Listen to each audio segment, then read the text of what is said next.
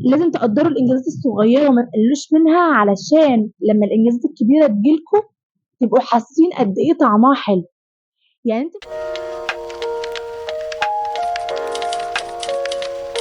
إزيكم عاملين إيه؟ يا رب تكونوا في أحسن حال وكويسين، ودي حلقة جديدة من برنامجكم سَمَستو. حلقة النهارده بتتكلم عن حاجة بسيطة جدًا، إن إحنا نخلّي إن حاجة طبيعية جدًا إن إحنا مش شرط إن إحنا نحتفل بالإنجازات الكبيرة، مش شرط علشان تحتفلي بنفسِك وتبقي مبسوطة منها إن أنتِ تكوني أخدتِ شغل جديد، إن أنتِ تكوني اترقيتِ، إن أنتِ تكوني أخدتِ فلوس، إن أنتِ تكوني انتقلتِ من مرحلة لمرحلة مثلًا في الدراسة، أو إن أنتِ اتخطبتِ، اتجوزتِ، خلّفتِ، أي حاجة من الحاجات دي.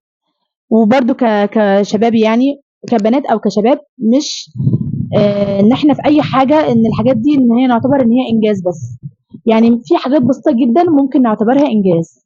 يعني مثلًا إن أنتِ عامةً إن أنتِ تقومي من على السرير في يوم أنتِ مكسلة فيه أصلًا إن أنتِ تقومي، أو إن أنتِ تقومي تروحي الشغل وأنتِ مش قادرة أصلًا ومش طايقة الشغل اللي أنتِ رايحاه ده، بس برضه مقررة إن أنتِ هتروحيه علشان هتقعدي فترة فيه وبعد كده في مرحلة ما هتروحي شغل أحسن منه.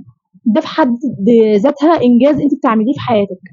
لو مثلًا أنتِ كنتِ في عادة معيّنة أنتِ كنتِ ما بتعمليهاش، أي عادات بسيطة، يعني مثلًا لو أنتِ ما كنتيش منتظمة في الصلاة وبدأتِ حبّة، حبّة تنتظمي، لو أنتِ بدأتِ تقرأي حتى لو عدد صفحات قليل، لو أنتِ بدأتِ تحفظي القرآن، لو أنتِ بدأتِ تبدئي مثلًا تنتظمي في الأذكار بعد ما كنتِ انقطعتِ مثلًا عنها ورجعتِ تاني. كل الحاجات دي إنجازات ما حدش بياخد باله منها، ما حدش بيركّز عليها.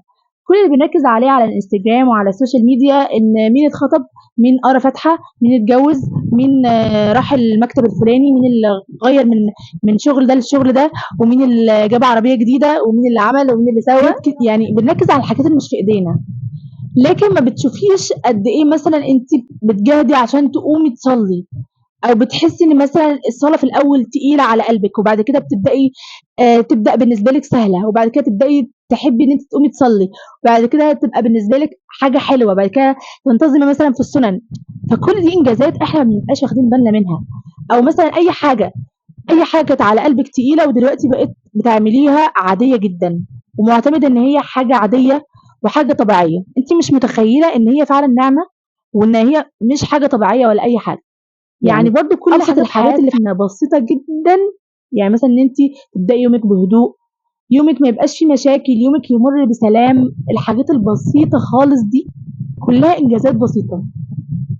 إن أنتِ تعملي أي حاجة، إن أنتِ تأثّري حتى لو في شخص واحد تقولي له نصيحة، إن أنتِ تدعمي حد كان نفسيته وحشة، إن أنتِ تشجّعي نفسِك أيام الامتحانات، إن أنتِ تسهري علشان تذاكري ليالي الامتحانات، إن أنتِ أصلًا بتجاهدي وبتقومي تذاكري في الشتا مثلًا والجو برد، أو بتقومي تصلّي الفجر مثلًا، كنتِ نايمة وصحيتِ صلّيتِ الفجر، أو قاعدة عشان مستنية صلاة الفجر.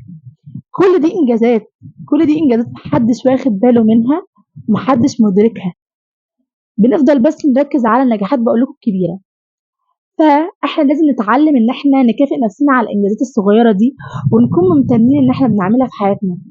يعني بُصّوا أنتم لمّا تسمعوا الفيديو ده، بُصّوا كده وفكّروا إيه الحاجات الطبيعية اللي بتعملوها في حياتكم العادية خالص، العادية خالص. يعني مثلًا إن أنتم ميعاد الساعة 11:00 بتصحي مثلًا قبلها بساعتين، تحضّري نفسِك بالراحة، تجهّزي لبسِك، تكويه، تستحمي، تفطري، تعملي ت تم يعني تعملي روتين ليومِك علشان ما يبقاش اللي هو أنتِ يومِك خطف كده. ده يعتبر إنجاز، أو يعتبر حاجة بتعمليها في نفسِك مش كل الناس بتعملها، فأنتِ المفروض تكافئي نفسِك عليها. الحاجات البسيطة دي اللي هو نفكّر نفسنا بيها. فاقعدي فكّري مع نفسِك كده إيه الحاجات الطبيعية العادية اللي أنا باعملها في حياتي في يومي بتفرق معايا، وممكن أنا شايفاها عادية وهي فعلًا بتعمل تأثير في حياتي، فده إنجاز. فلمّا ندرك الإنجازات الصغيّرة اللي إحنا بنعملها في حياتنا، اللي ممكن تكون مش شايفين ليها تأثير، لمّا نعمل إنجازات كبيرة زي إن إحنا اتخرّجنا، زي إن إحنا جِبنا GPA عالي، زي إن إحنا اتجوّزنا، هكذا، هنحس بالإنجازات الكبيرة. تقدّروا الإنجازات الصغيّرة وما تقلّلوش منها علشان لمّا الإنجازات الكبيرة تيجي لكم تبقوا حاسين قد إيه طعمها حلو. يعني أنتِ مش هتحسّي إن أنتِ جايبة مجموع عالي وإن أنتِ تعبتِ غير لمّا تبقي كل ما مثلًا ما تتعبي، كل ما تذاكري، كل ما تعملي أي مجهود علشان الحاجة دي، تكوني بت بت بتحفّزي نَفْسِك عليها وبتكوني بتشجّعي نَفْسِك وبتقولي إن ده إنجاز، أنتِ عارفة إن ده إنجاز، أنا ممكن ما أذاكرش، ممكن أكبّر دماغي، ممكن ما أعملش، فأنتِ عارفة إن أي حاجة بتعمليها علشان تطوّري من نَفْسِك وشخصيتِك وكل حاجة في حياتِك بقى دراسيًا، جسمانيًا، صحيًا، نفسيًا، ده في حد ذاته إنجاز. فبس كده ما تقللوش من أي إنجاز أنتم بتعملوه في حياتكم ولا أي حاجة في حياتكم، وقولوا لي إيه أكتر إنجاز أو حاجة صغيرة أنتم بتعملوها في حياتكم ما كنتوش متخيلين إن هي ممكن تكون إنجاز أو حاجة بتأثّر فيكم واكتشفتوا بعد كده إن هي إنجاز أو مش كل الناس ممكن تكون بتعملها. بس كده، أشوفكم في حلقات جديدة من سما الصوت.